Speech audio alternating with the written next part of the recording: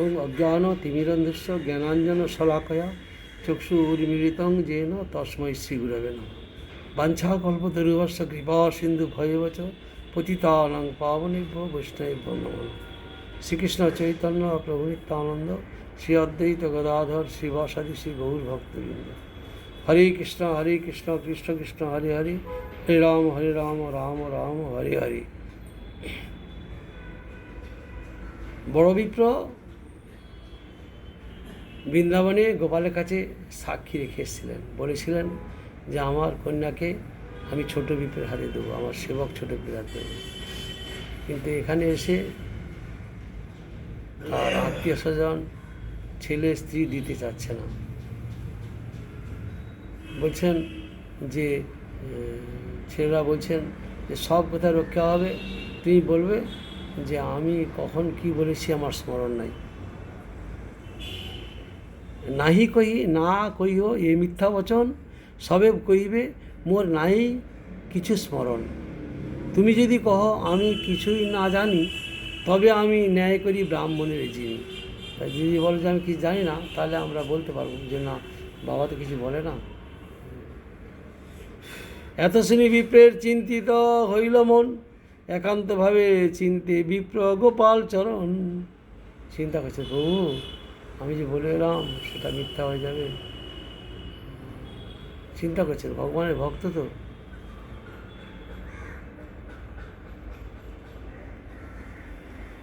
মোর ধর্ম রক্ষা পায় না মরে নিজজন, দুই রক্ষা করো গোপাল লইনু শরণ। সন্তান, ছেলে, স্ত্রী, আত্মীয় স্বজন তারাও শান্তি পাবে, আর অথচ আমার কন্যাকে ছোটো বীর হাতে দেবো। এইরকম একটা শান্তির পথ আপনি ব্যবস্থা করুন, যাতে সব কুল শান্তি পায়। এই মতো বিপ্র চিত্তে চিন্তিতে লাগিল, আর দিন লঘু বিপ্র তার ঘরে আইল। ছোট বিপ্র একদিন তার ঘরে এসছেন। আসিয়া পরম ভক্তে নমস্কার করি, বিনয় করিয়া কহে কর দুই জুড়ি। হাত জোড় করে বলছেন, তুমি মোরে কন্যা দিতে করিয়াছ অঙ্গীকার, এবে কিছু নাই কহ কি তোমার ব্যবহার।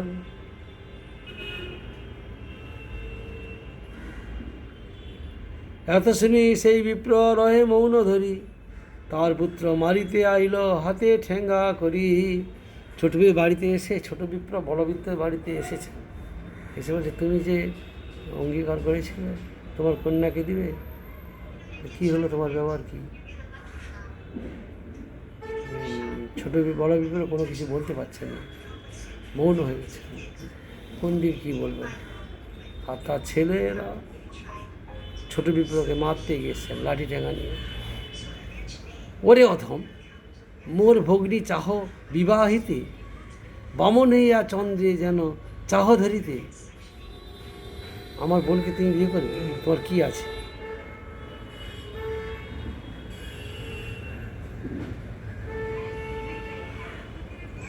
বড় বিপ্র নাস্তিক, স্মার্ত, বিষয় চতুর, কিন্তু মূর্খ পুত্রটি শ্রীবিগ্রহের চেতনত্বে ও বিভূত্বে বিশ্বাস না করিয়া পৌত্তলিকের ন্যায় শ্রীবিগ্রহে শিলা কাষ্ঠবুদ্ধিপূর্বক পিতাকে কহিলেন যে একে ওই প্রতিমা সাক্ষী, অতএব তিনি যে চেতন বস্তুর ন্যায় কথা বলিবেন ইহা বিশ্বাস্য নহে।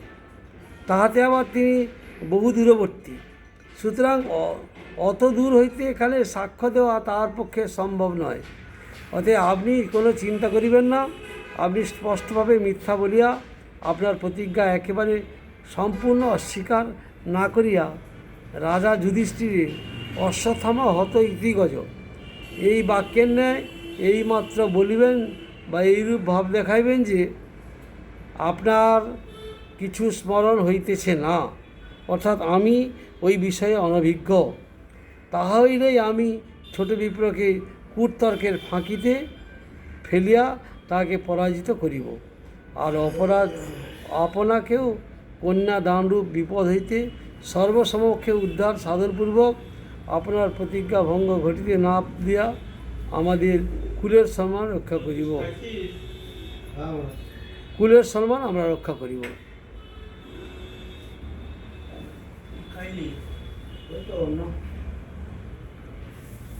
তাহলে এবারে ছোট বিপ্র এসেছেন বরফের বাড়িতে, বললেন কন্যাদানের কথা। তখন তিনি আর কিছু বলছেন না, চুপচাপ আছেন। ছেলে বলছে যে আরে তোর এত ইচ্ছা আমার বোনকে বিয়ে করবি, বামন হয়ে আর চন্দ্রে যেন চাহ ধরিতে, গরিব মানুষ যে ধনির বাড়িতে বিয়ে করবে।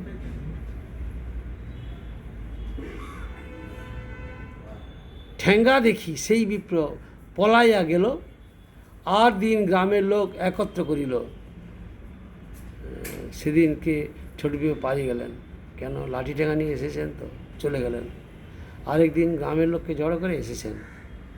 তবে সেই লঘু বিপ্র কহিতে লাগিল, ইহ মোরে কন্যা দিতে করিয়াছে অঙ্গীকার, এবে যে না দেখো দেন পুনঃ পুছ ইহার ব্যবহার। এ আমাকে অঙ্গীকার করেছে এর বোনকে দিবে, আমার সে বিয়ে দেবে। এখন অঙ্গীকার করছেন, অঙ্গীকার করেছিলেন এর বাবা বড় বিপ্র, এখন দিতে চাচ্ছে না। তবে সেই বিপ্রেরে পুছিল সর্বজন, কন্যা কেনে না দেহ যদি দিয়াছ বচন। বিপ্র বলে, শুনো লোক মোর নিবেদন, কবে কি বলিয়াছি মোর নাহিক স্মরণ, কবে কি বলিয়াছি মোর নাহিক স্মরণ। এত বলি তার পুত্র বাক্যছল পাইয়া, প্রগলভ হইয়া কহে সম্মুখে আসিয়া। এবারে রেগে গেছে, তার বড় বিপ্রের ছেলে এবার কাছে আসছেন।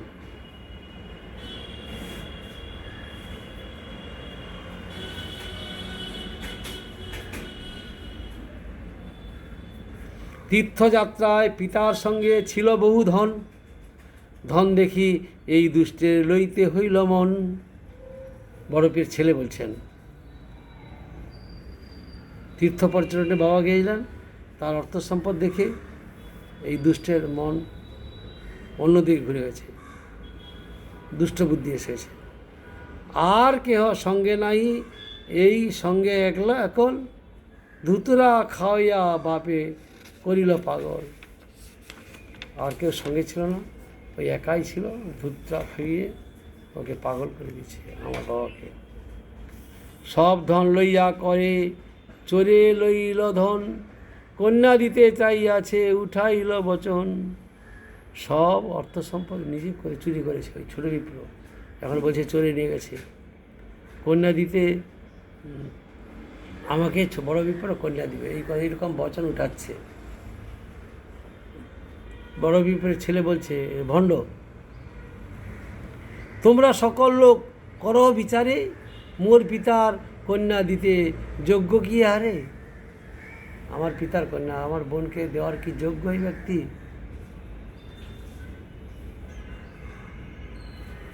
এত শুনি লোকের মনে হইল সংশয়, সম্ভ্রমে ধনলোভে লোক ছাড়ে ধর্ম ভয়ে। লোকের মনে সংশয় হল। তবে ছোট বিপ্র কহে, শুনো মহাজন, ন্যায় যিনি বারে কহে অসত্য বচন। ছোট বিপ্র বলছেন, ইনি যেটা বলেছেন সেটাই সত্য, কিন্তু এই বাড়ির সবাই কাছে পড়ে এই মিথ্যা কথা বলছেন, অর্থাৎ এদের চাপে পড়ে বলতে পারছেন না। স্ত্রী পুত্রাদির যে বাক্য, মিথ্যা বাক্য, সেইটাই বলছে বড় বিপ্র, তিনি সত্য কথা বলছেন না। কাহা তুমি পণ্ডিত, বলছেন কি এই বিপ্র মোর সেবায় তুষ্ট যাবে হইলা, তোরে আমি কন্যা দিব আপনে কহিলা। ছোট বিপ্র বলছেন সবার সামনে যে এই বিপ্র আমাকে কন্যা দিবেন বলে বলেছিলেন। তবে মুই নিষেধিনু, শুনো দ্বিজরাজ দ্বিজবর, তোমার কন্যার যোগ্য নহি মুই বর। কাহা তুমি পণ্ডিত ধনী পরম কুলীন, কাহা মুই দরিদ্র মূর্খ নিজ কুলহীন। তবু এই বিপ্র মোরে কহে বারবার, কন্যা রে তোরে কন্যা দিব, তুমি করহ স্বীকার। তবে আমি কহিলাম, শুনো মহামতি, তোমার স্ত্রীপুত্র জ্ঞাতির না হবে সম্মতি। কন্যা দিতে নারিবে হবে অসত্য বচন। পুনরপি কহে বিপ্র করিয়া যতন, কন্যা তোরে দিব দ্বিধা না করিয়া চিত্তে। আত্মকন্যা দিব কে বা পারে নিষে দিতে, আমার কন্যাকে দেব, তুমি চিন্তা করো না। তবে আমি কহিলাম দৃঢ় করি মন, গোপালের আগে কহ এ সত্য বচন। আমি মন স্থির করে গোপালের কাছে যে বললাম, গোপাল তুমি সাক্ষী থাকো। তবে ইহ গোপালের আগেতে রহিল, তুমি জানো এ বিপ্রে কন্যা আমি দিব। তবে আমি গোপালের সাক্ষী করিয়া কহিলাম তার পদে প্রণত হইয়া, যদি এই বিপ্র মোরে না দিবে কন্যাদান, সাক্ষী বলাইমু তোমায় হইও সাবধান। এই বাক্যে সাক্ষী গোপাল মোর আছে মহাজন, যার বাক্য সত্য করি মনে মানে ত্রিভুবন। তবে বড় বিপ্র কহে এই সত্য কথা, গোপাল যদি সাক্ষী দেন আপনে আসিয়া হেথা। আর ছোট বিপ্র বলছেন সাক্ষী আছে গোপাল বৃন্দাবনে, এই বড় বিপ্র আমাকে কন্যা দিবেন, সাক্ষী আছে। তখন একটা সুন্দর সুযোগ পেয়ে গেছেন। জাগতিক লোকের মানুষ তো জানেন যে বিগ্রহ কথা বলে না, খায় না, বিগ্রহ চলে না, এক জায়গায় থাকে। তাহলে সেই বিগ্রহ বৃন্দাবনে আছে, কী করে আসবে?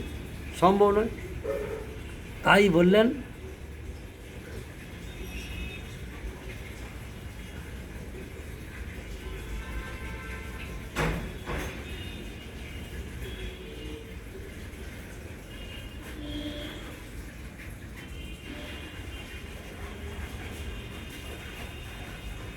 তাহলে বড় বিপ্র এখানে বলছেন এই সত্য কথা যদি হয়, তবে গোপাল যদি সাক্ষী দেন আপনে আসিয়া এথা, তবে কন্যা দিব আমি জানিও নিশ্চয়। তার পুত্র কয় এই ভালো বাদ হয়। তাহলে বাবা বললেন বড় বিপ্র যে ঠিক আছে, গোপাল যদি এখানে এসে সাক্ষী দেন তাহলে আমার কন্যা দেব। কারণ বড় বিপ্রের ইচ্ছা কন্যাকে ছোট বিপ্রকে দিবে। আর বড় বিপ্র জানেন যে তার প্রভু এসে সাক্ষী দেবে। কিন্তু বড় বিপ্রের ছেলেরা তো এরকমভাবে ভক্ত নন। ছেলেরা চিন্তা করছেন ওখান থেকে বিগ্রহ আসে নাকি, তার মানে বাতিল হয়ে গেল, আমার বোনকে দিতে হবে না। এই জন্য বলছে ঠিক আছে, বাবা যেটা বলছেন এটা সত্য। যদি ব্রাহ্মণ যদি গোপাল যদি এসে সাক্ষী দেয় তাহলে আমাদের এই বিয়ে দেবো তোমাকে, আমার বোনকে। সেখানে বড় বিপ্রের ছেলেও বলছে এইটাই, এই কথাই ঠিক, বাবা যেটা বলছেন এইটাই ঠিক।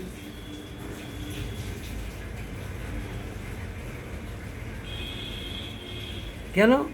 এখানে বলছেন পুত্রের মনে প্রতিমা না শিবে সাক্ষী দিতে, এই বুদ্ধে দুইজন হইয়া সম্মতি। পুত্র ভাবছেন বিগ্রহ কোন সাক্ষী দিতে আসে নাকি। আর ব্রাহ্মণ জানেন বড় বিপ্র যে বিগ্রহ কথা বলেন, খান, হাসেন, চলাফেরা করেন, তিনি ভক্তের মান রক্ষার্থে নিশ্চয়ই আসবেন।